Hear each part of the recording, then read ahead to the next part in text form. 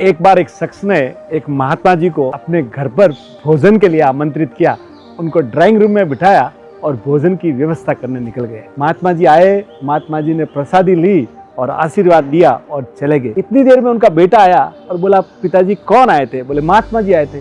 बोले, drawing room में मेरे बहुत सारे पैसे थे, वो अभी गायब है। तो पिताजी ने कहा कि देख, महात्मा जी बड़े सज्जन है, ऐसा काम महात्मा जी नहीं करेंगे। बात आके चली गई, 1 साल हो गया। तो उस शख्स ने महात्मा जी को वापिस अपने यहाँ भोजन के लिए आमंत्रित किया और जैसे ही ड्राइंग रूम में बिठाया, वो भोजन की व्यवस्था करने पास में चला गया।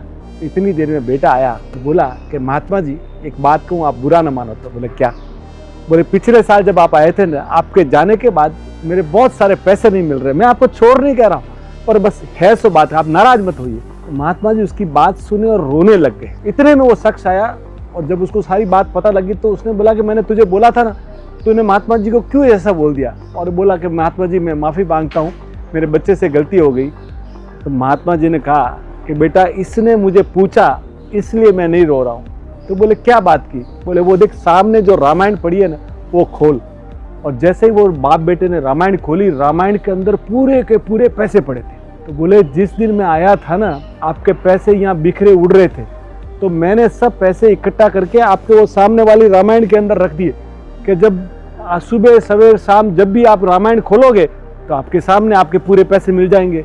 पर मुझे आंखों में पानी इसलिए आ रहा है कि पूरा साल बीत गया और आपने घर में रामायण नहीं खोली है। तो हमारा हाल भी यही है सर। हमारे मित्र है विशाल भाई, सुहाना मसाला वाले, जो बड़े आध्यात्मिक है, तो वो बड़ी शानदार बात कहते हैं कि शांति भाई, समय ऐसा आ गया है कि हम धर्म मानने वाले बहुत हो गए, धर्म निभाने वाले कम हो गए। हम सुबह उठकर दिन में 500 बार मोबाइल जरूर खोलते हैं, पर महीनों बीत जाते हैं घर में अच्छी भगवान की किताब खोले हुए। तो साहब, पहले धर्म निभाइए, धर्म मानने से ज़्यादा। Thank you sir.